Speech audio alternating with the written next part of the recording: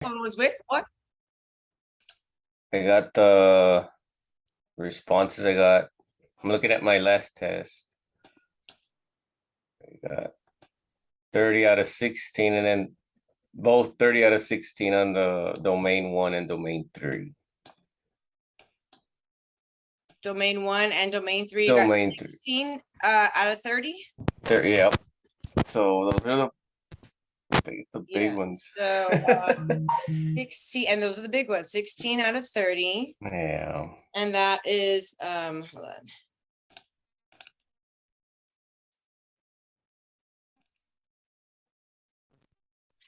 Okay, so that is at 53%. So we need to work on that one for sure. And then this one is also 16 out of 30. 16 out of 30 is same. Okay, 16. And those are the two that just can't stump over.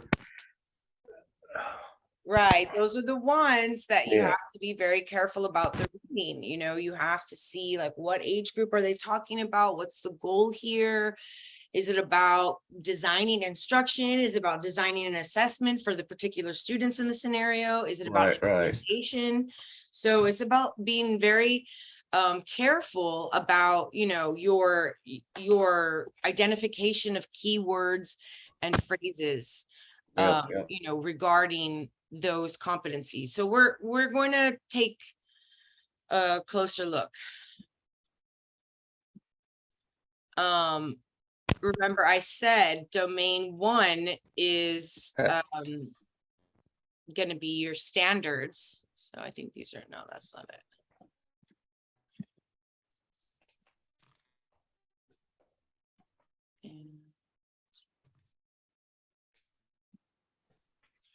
So your PPR standards, and everybody's got to do it. Everybody needs to do the PPR standards, and they're on a better document than this, and I happen to. Here are the different wait, this is not it.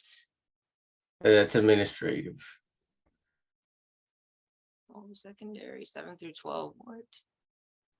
Here it is. Okay, here's your document. There you I don't know what that other document was. I don't know why they have it there, but this is your standards, right? And we just saw that the domain 1, which you got a 53% on, is all of standard 1. So understanding, all of standard 1, and standard 1 is about you designing instruction that's appropriate for all students. That means wherever they are intellectually, socially, physically, emotionally, development wise, and then the characteristics, knowing the characteristics, and so the needs of those different developmental stages, right? The characteristics and instructional needs of students with varied backgrounds. So it's in designing this appropriate instruction for students with different backgrounds, different skills, different interests, different learning needs.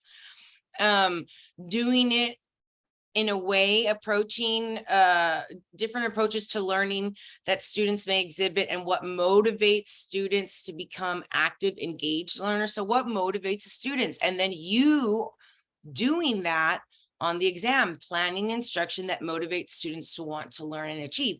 And that will probably be an answer. And on the exam, the student, the educator doing that, planning instruction that motivates, and doing that would be taking into consideration your students' interests, what they particularly like, their skills, what they're good at, and then planning something that is going to actively motivate it. Why? Because they're already interested in that topic.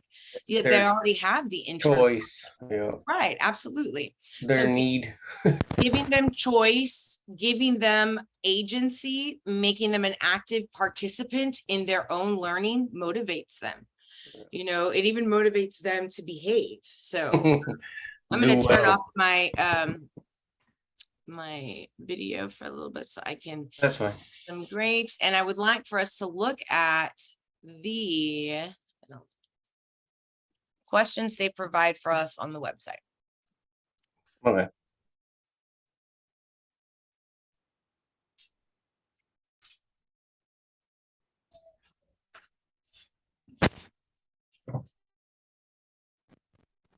Why did I do that? because I was just teaching that, so my head is on track.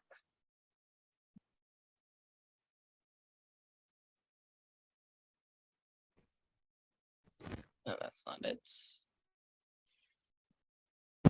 Oh, here we are. So we'll take a look at some. Oh, well, we've taken a look at some of these. Let me see.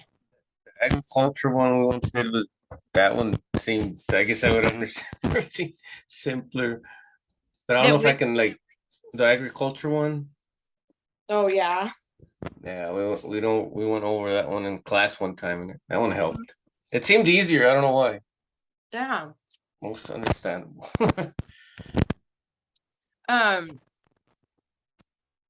Everyone, have I instructed you on question number 2? Can you tell me what the correct answer is?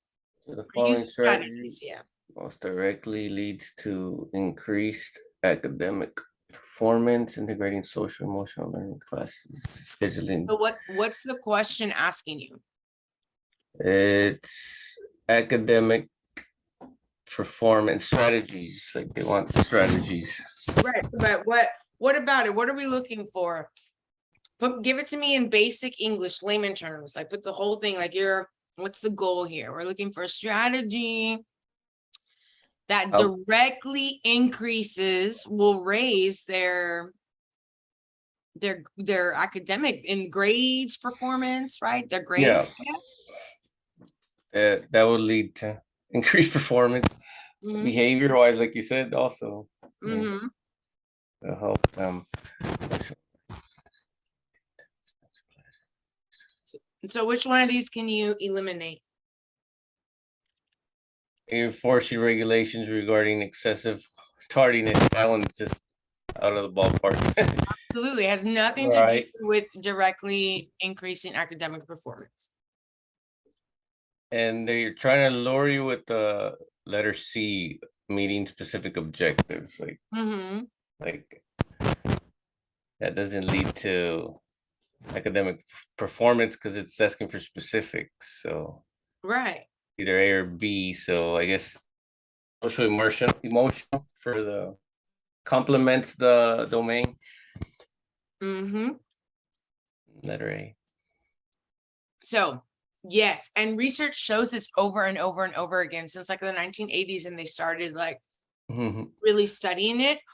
But social emotional learning has 5 different categories that you build skills in.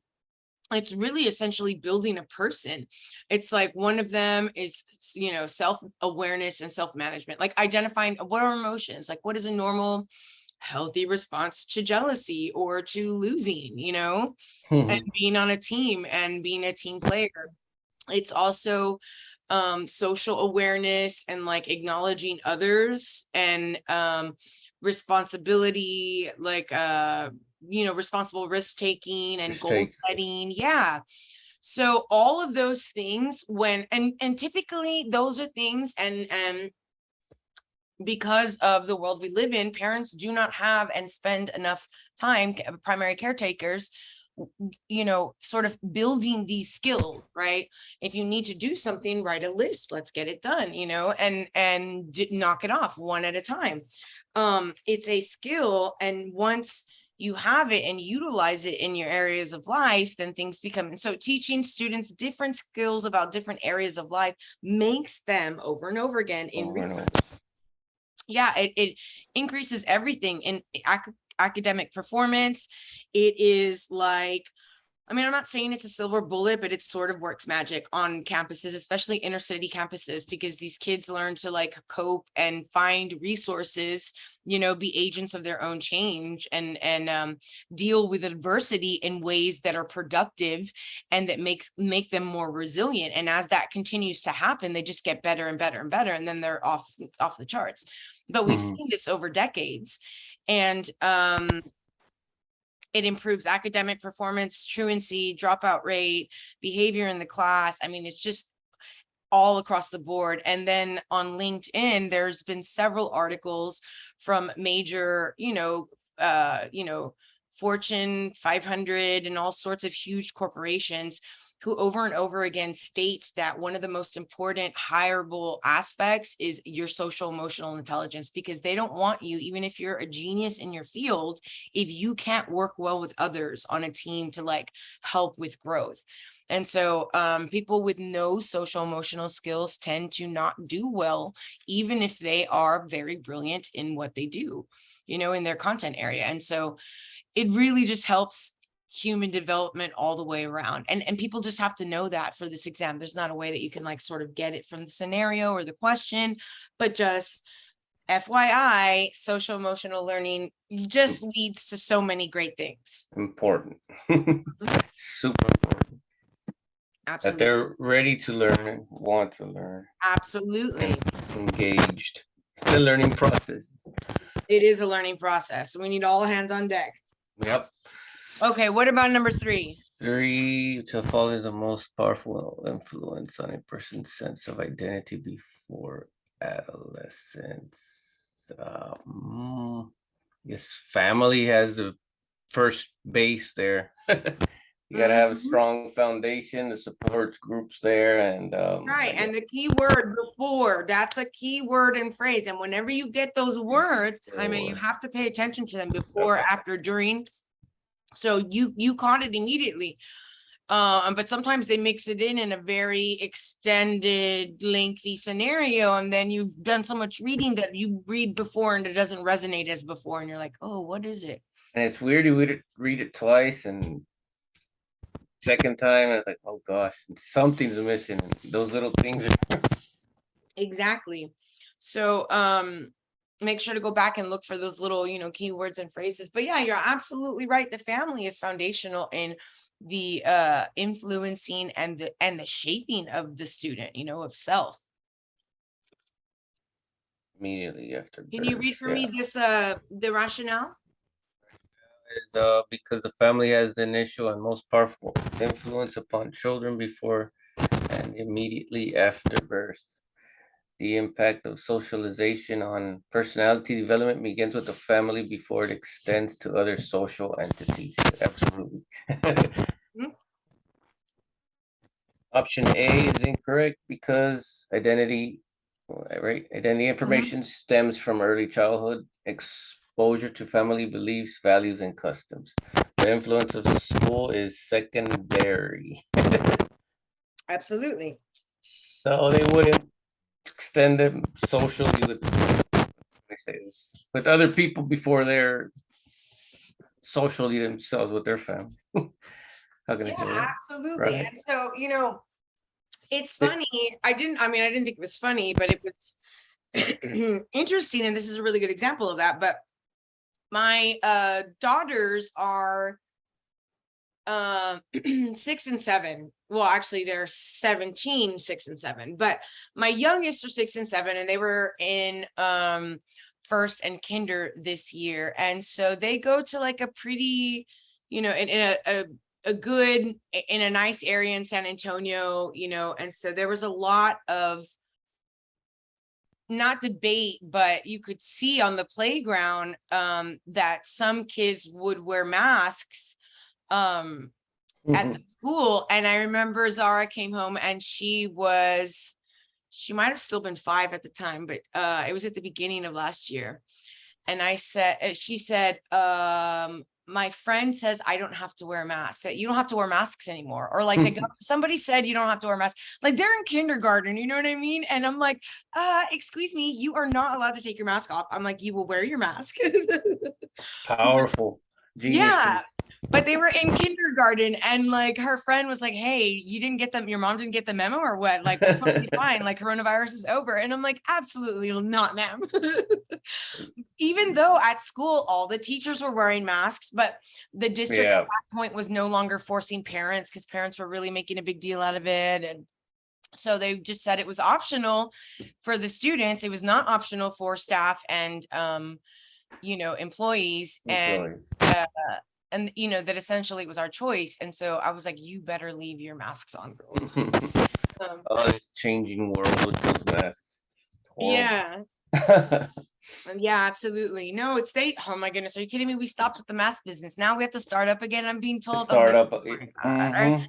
I already relaxed. It was so nice not to have to think about it and to get off a car because we're vaccinated like beyond, you know what I mean? Yeah, like normal. So it's nice, but what I have, because I like to pay attention to trends and I like research, like, you know, what's happening in other countries, because typically what like the sicknesses, they take a while to across the pond and then we get them, like kind of how we got COVID delayed a smidge. And so apparently some of the new strains are really, really contagious, and they're like the vaccine is still like good to get to cover you from like dying, but you're gonna feel like absolute crap. Like it's gonna be no joke, is what I'm hearing. You know?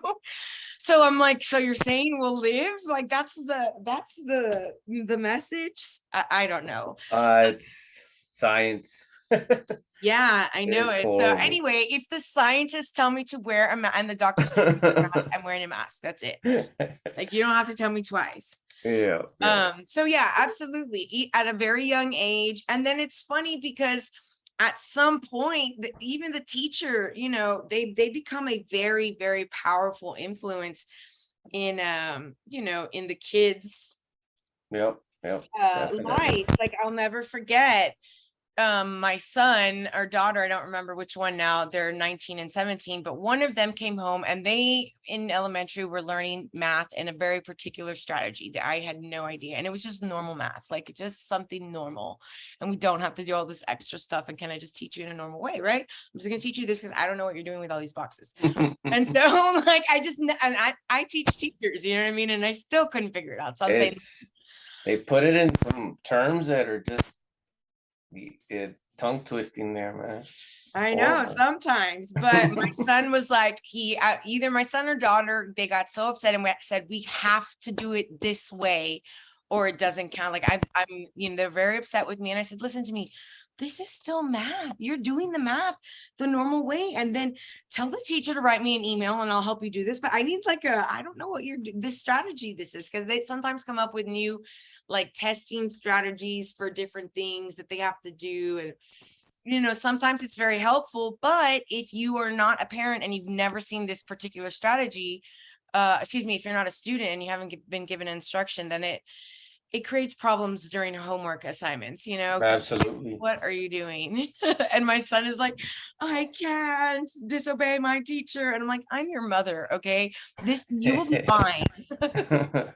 That's the second. I did second grade for like almost the whole year, and those new strategies they make, it just makes things complicated. And the way we did it is like nothing to do with, like, it's crazy. It really is sometimes. And honestly, I don't know what, I mean, like I said, some of these things, they're useful, but some of the strategies that they learned, first of all, they don't use them anymore. They just do normal math after the fact, you know. But that's how they're gonna ask it during the test. So I guess I know. So they have to, yeah, they have to get in there. Unfortunate. It's insane. Oh, second graders. I have a second grader and a first grader this year. Uh-oh. Yeah. They're dividing by second grade. Tell you that. It's wow. I didn't get division till I was in fourth, maybe. Oh yeah, I know. And my daughter loves math so much. She loves it. Actually, she just came in here. Come here. Just talking about math. You know that in second grade you get to do division? A lot of it. Well, not a lot. They touch base at the end, but it's multiplication. Know your multiplication by heart. Gotta memorize all of them.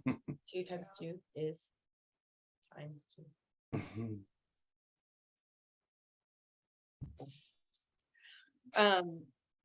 Yeah, so she's gonna have fun this year. She's gonna love math again, all over again, fall in love all over again. She's not in the school mood right now.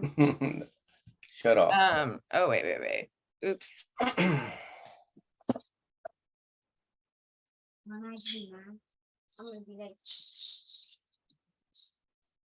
So which of the following rationales would a supporter of block scheduling provide to convince others to support the organizational structure? So what are we looking for? Like, what's the goal here? What's the question asking?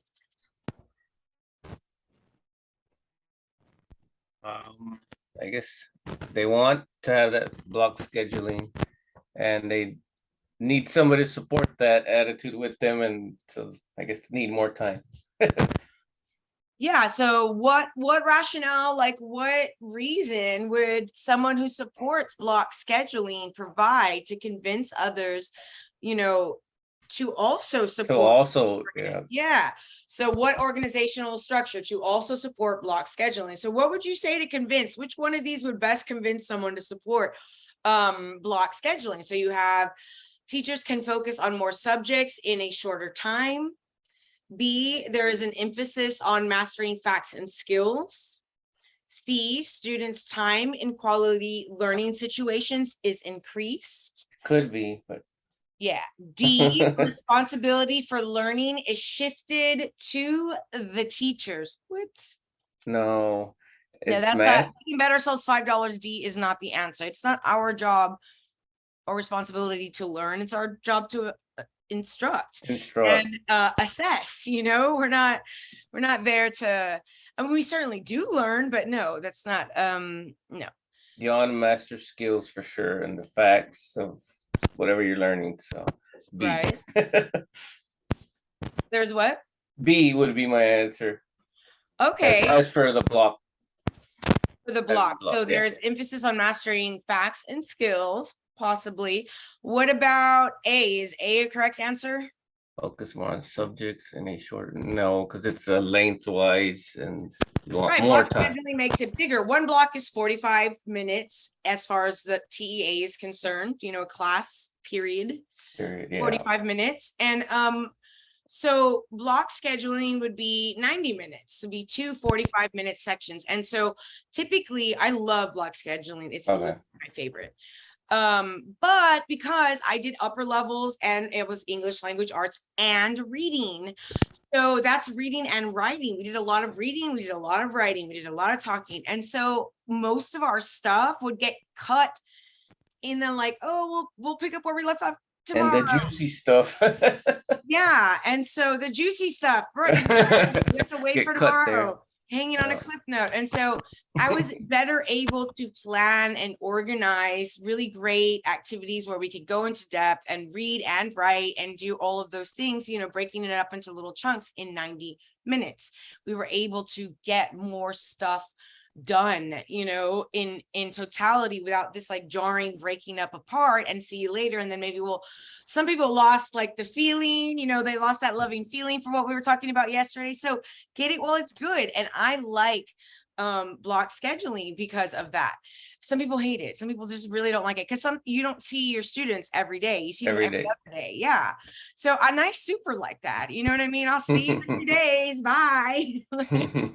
But you got your point at that given time, and it gives them and they have their task, and we reflected and all that stuff. Yeah. So it increases quality learning situations, you know, because we're able to dive deep, like, and not only am I able to do reading and writing together and instruction on that, they're able to now like read about something, listen, watch, and then we'll write about it and then talk about it with their friends. And then we'll come back and look at the reading again that we saw in the beginning. And so we're able to really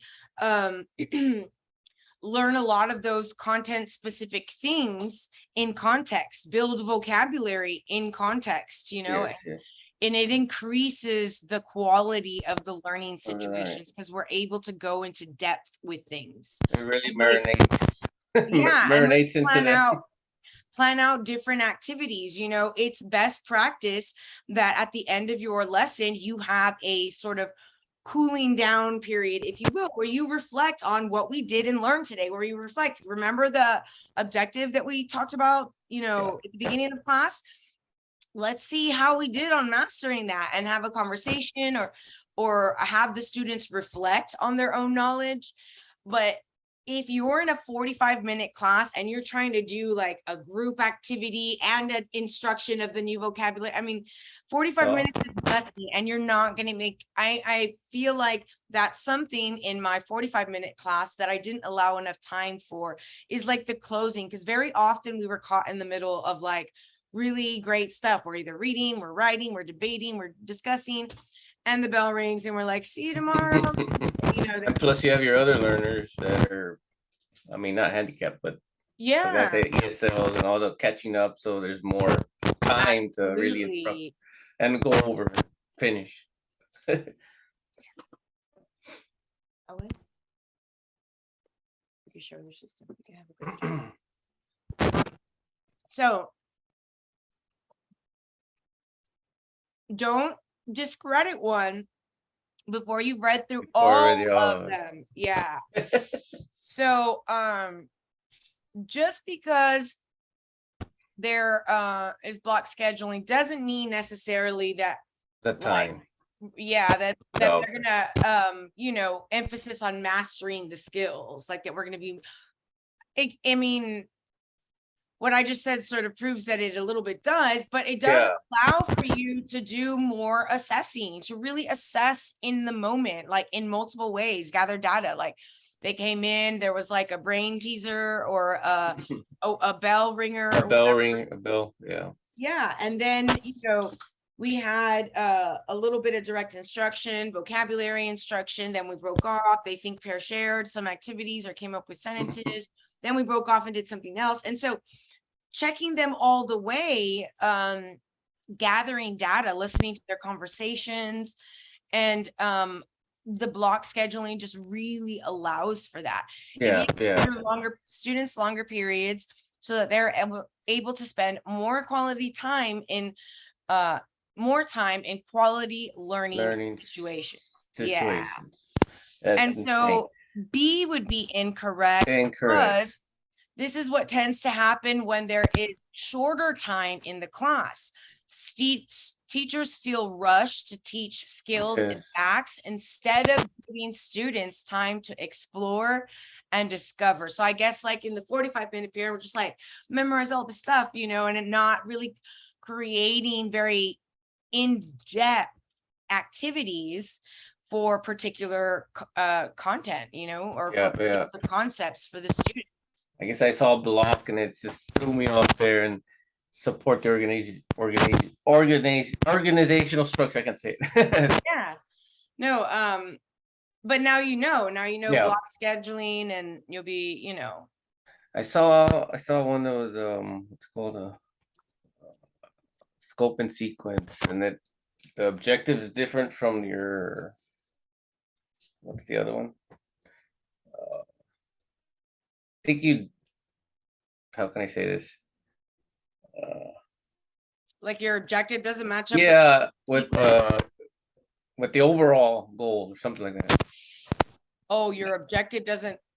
Oh, well, you want it to match the scope and sequence. The scope and sequence. Yeah, of your district. I was having a little problem with that. What are the answer choices? I don't have that. I don't remember. I think it was details. One was the objective, one was the learning subject. I don't remember so much. But that one I was like hard to understand. It was like, because scope and sequence, you gotta go hand in hand, right? Right. You want to, you know, make grade sure level. that it's part of the goal of the, you know, within the scope and sequence that you're following that. But it's really broad, your objectives, you know, and you have to make sure that they align with the TEXES, you know, that your objectives align with the TEXES first and foremost, you know, that you are covering the TEXES. Covering the TEXES. Yeah. Oh, okay. So as long as you are, I mean, you have to follow the scope and sequence. The district decides like what they want you to do and when they want you to do it. By the time. But yeah, but a lot of time, but it's important for you to understand that you can always add more objectives, and you know what I mean? It's just that that becomes difficult, and you need more time. You need more time, and they're block schedule. Exactly. The solution is block scheduling for sure. Yeah. Okay, let's take a look at this one having to do with diversity. And it's really important. This is part of you understanding that the students, who they are in every aspect, and they're like, I am this super complex person.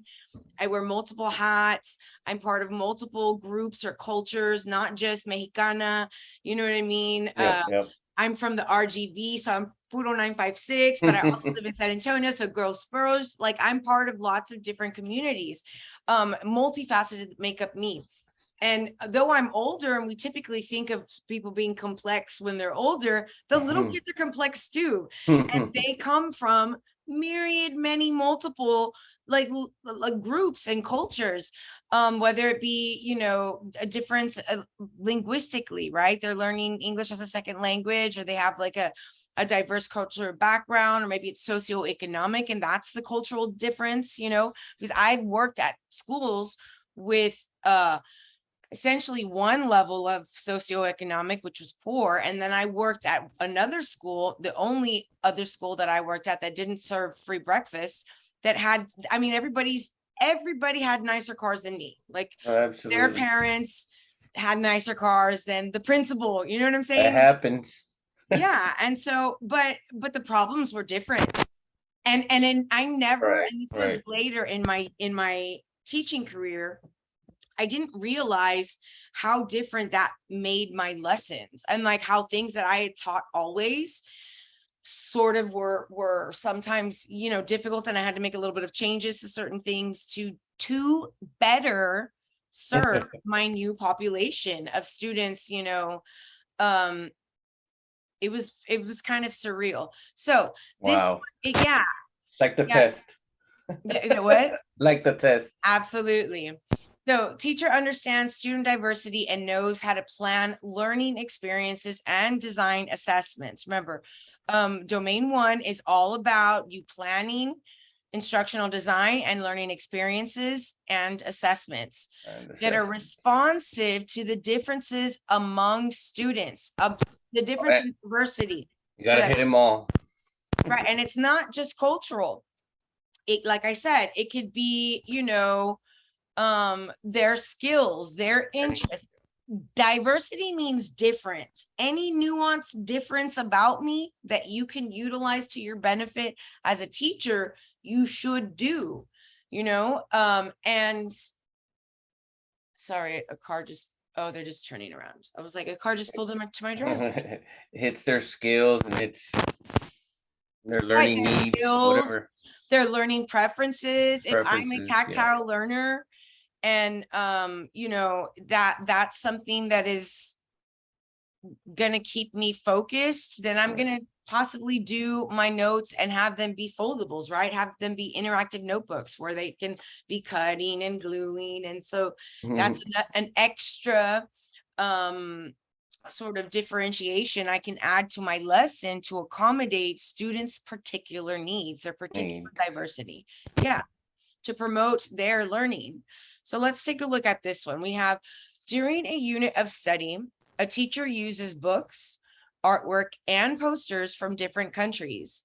For the culminating activity, the teacher invites members of the local community from the diverse backgrounds to talk to the students about their experiences related to the unit.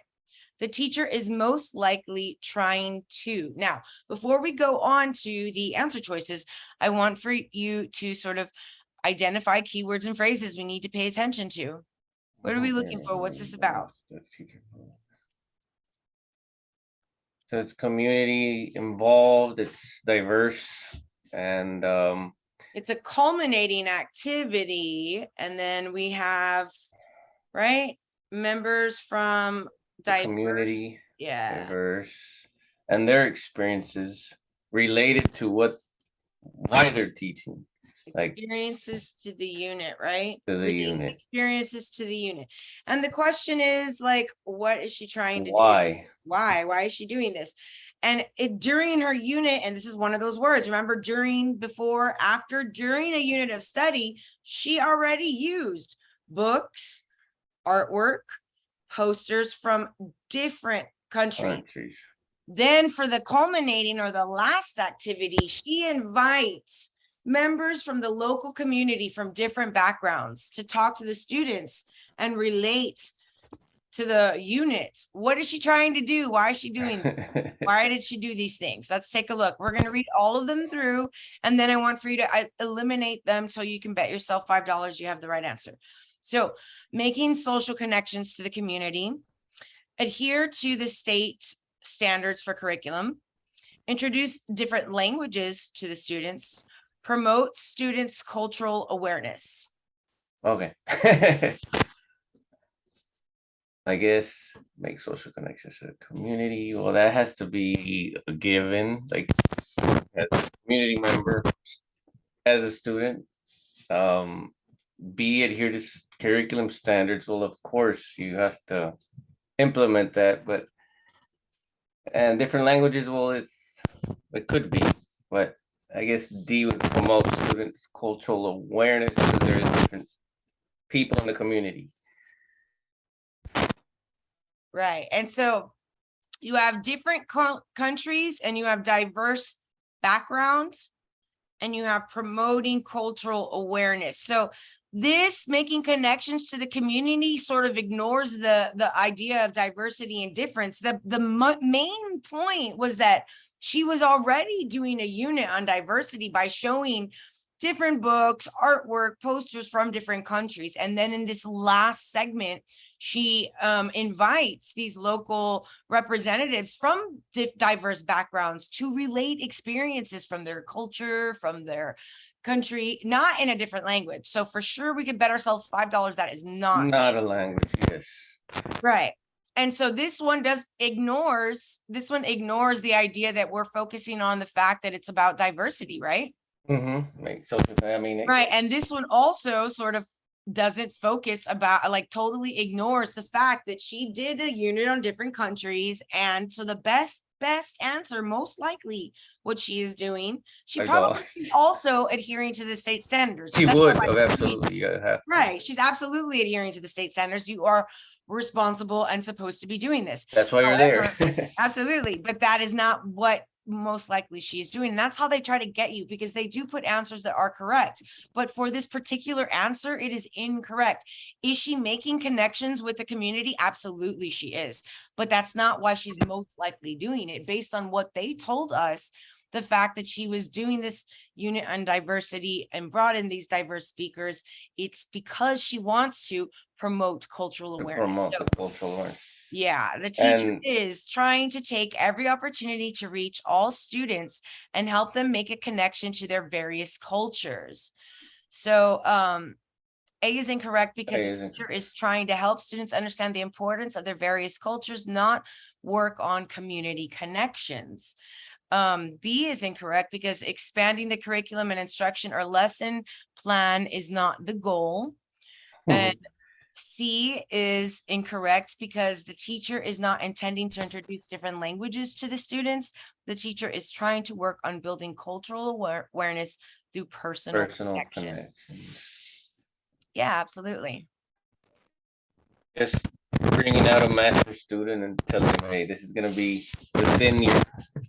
Yeah. Once you get out of school, absolutely, you gotta have this ready or be ready. Okay, let's see. Do the strategies with this one. Put it in your own language, go through the questions, and then tell me which ones you can eliminate. That's okay. $5. Okay.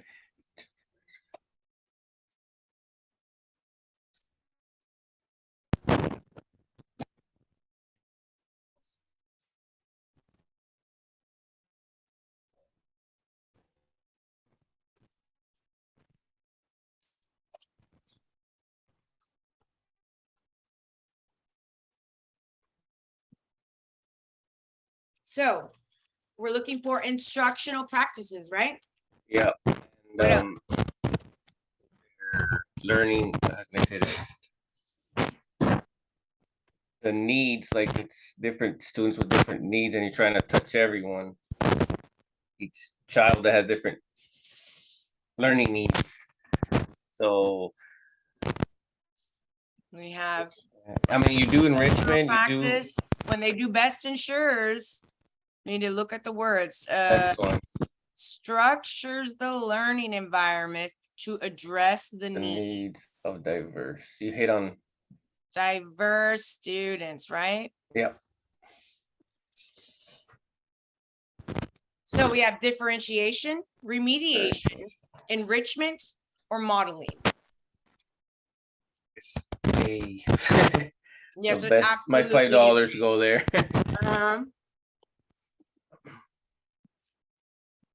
As I guess one thing for one learner is different from the other learner that has a deficiency on something, or like.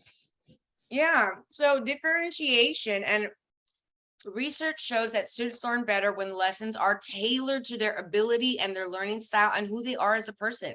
Accommodating their ability levels with the class provides a positive learning environment for all students. For all students.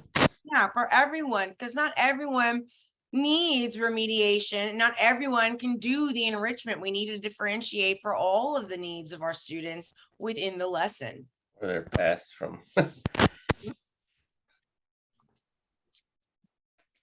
And why wasn't it modeling? Sorry. Well, modeling is you just showing the students how to do a particular Oh, okay. Yeah. because during modeling the teacher provides a demonstration or a finished product, you know, and so you model for them. You don't really make you don't make any adjustments. Because it's an individual difference. That's right. It's just, I guess it's I guess I gotta take it slower, but then there's time on you, so I just hide the time when I take the test. Right. Helps best, and just I'm not going back, and I think I changed some questions too. Yeah, definitely don't do that. Just take a, really analyze them. Well, the first, do a reading, put it, what are they asking me? What are my keywords and phrases? And then go to the question. Okay. Once you make your decision, be confident in it and move on to the next one. I like to go to the question, and after I read the whole scenario, go to the question, try to reread, and it just takes time. I know it. I know it. Okay, let's read this one. Which of the following approaches is best for a teacher to take to increase students' awareness about local cultures? What is the question asking? Is the best.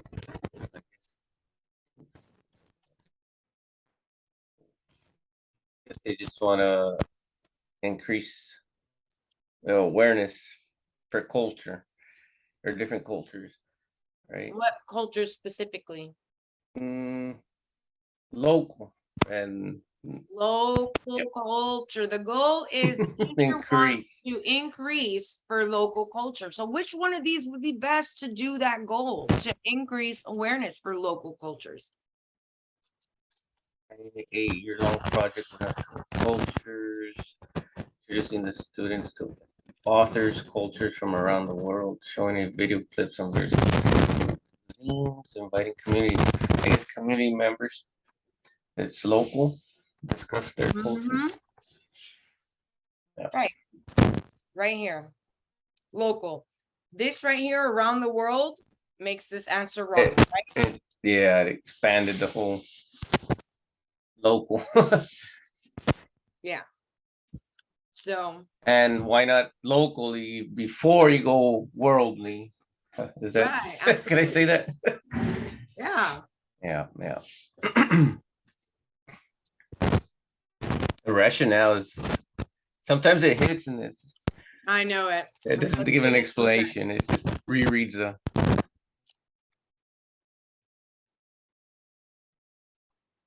So, involving community members is a great way to showcase the unique local cultures and encourage ethnocentric education within the classroom for people to be, more knowledgeable of the different cultures that exist in our own very own backyards. Absolutely. Because A is not a quick way to encourage cultural awareness. It takes the whole year. And how do you know if it even hit? No, you need to have multiple, inviting multiple members throughout the year. Yep.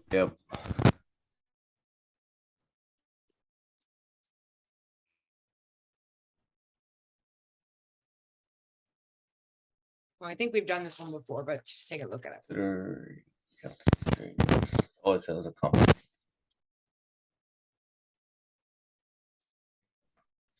A social studies teacher planning a unit on National Hispanic Heritage Month. The following activities will best engage kinesthetic.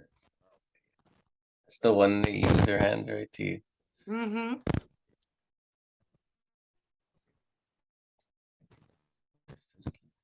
In a kinesthetic learner, they need movement. Of some Movement. hands, legs, whatever. Yeah, creating masks, of course, would definitely. Tactile. Yes, sir. Uh-huh. Kinesthetic. That's right. For the tactile or kinesthetic learner, that's correct. Allow them to work with their hands, and you're also integrating the art. So it's a double whammy of awesome. National. Puerto Rico. Okay. Which of the following approaches is the most effective way for a new teacher to improve implementation of a recently adopted curriculum? So it's a new teacher and they want to implement the new curriculum. So, or a recently adopted curriculum. Yeah. Focusing on. So what would be the way to improve implementation? Implementing is like the doing of the curriculum. Because you would have to master it yourself before you even teach it and understand it, right? So we need to improve. We're going to try to improve it. So let's see. A, focusing on keeping pace with other teachers in the grade. B, using supplementary materials from the education supply store.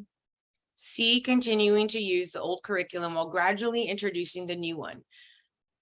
D, inviting another teacher to observe several lessons and give feedback.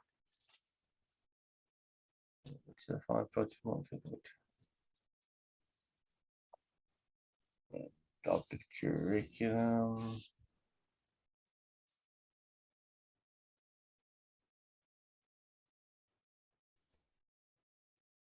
Which one can you eliminate? What can you eliminate?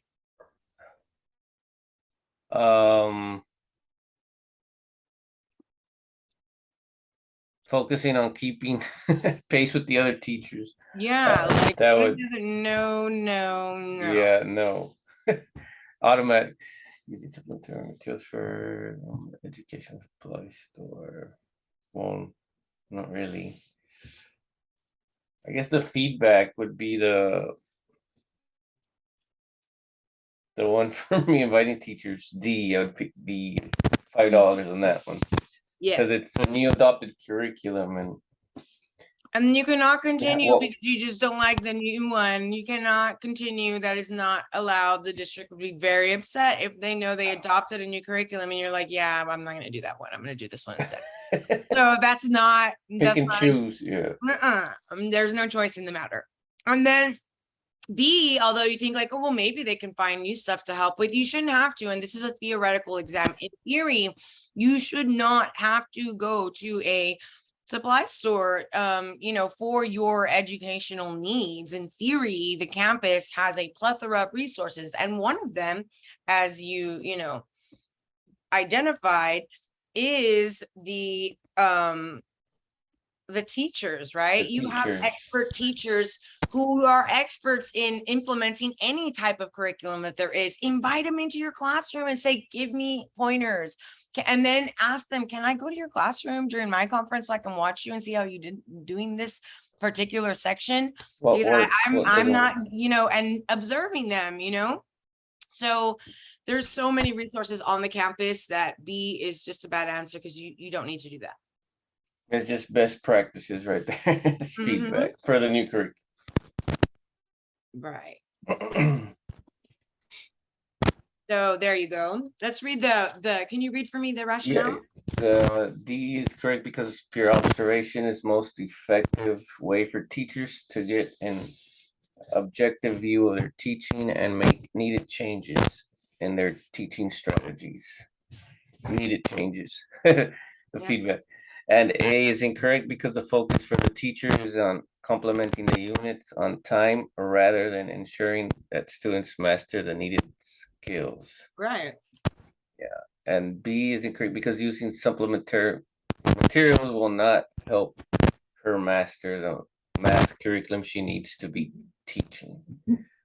And C is incorrect because the teacher should primarily be using the district adopted curriculum. That's the one. Yeah. So D would definitely cover the matter.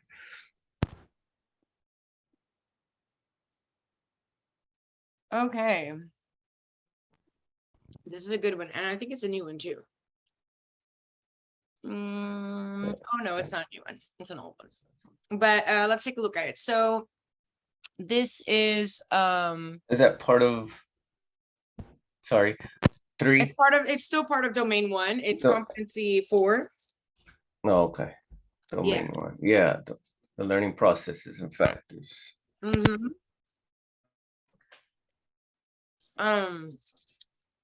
In science class, in a science class that includes English language learners, a teacher encourages all students to monitor their own level of understanding by having them take notes in their journal as they read assigned text, which is the primary purpose of teaching ELLs, in particular, the skill of learning how to monitor understanding.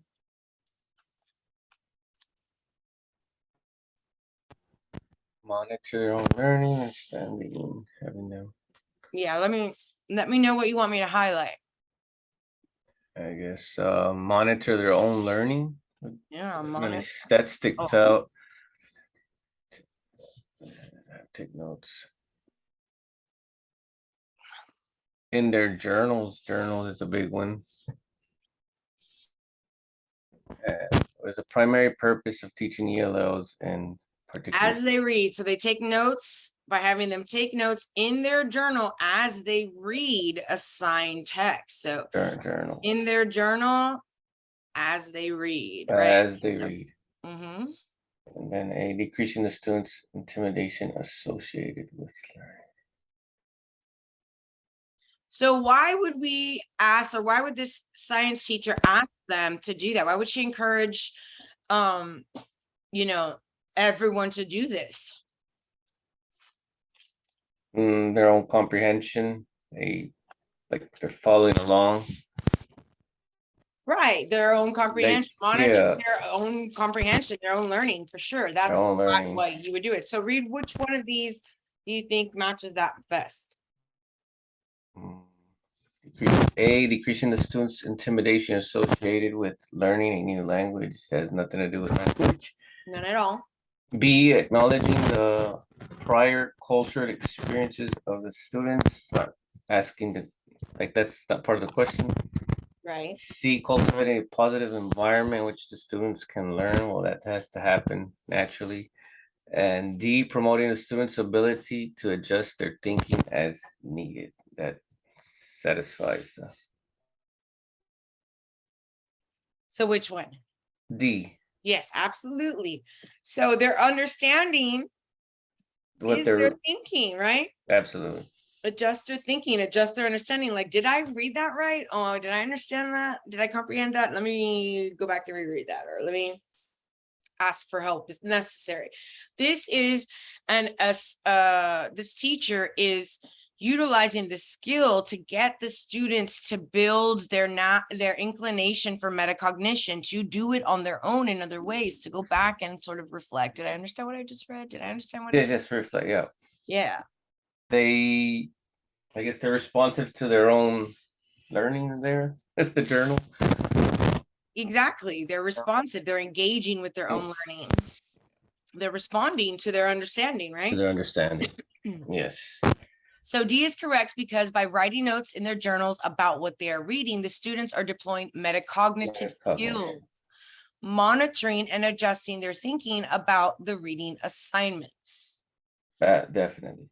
Yeah. And the other one is they're all wrong just because they're wrong. Not the right answer. No, I got you. And you'll see that, that their language is reflected back. You saw them like monitor their understanding and then like adjust their thinking as needed, sort of like semantics along the same lines. So be careful, make sure that your answer, you know, matches or jives with the bulk of the question or scenario. Yeah, okay. The goal. Yeah, exactly. The goal for the teacher in the scenario. Got Okay, it. I'm gonna have to let you go. Okay, no problem. Sounds good. But it was a pleasure, and thank you so Thank much for you. attending and for your Yes. patience with the like you know,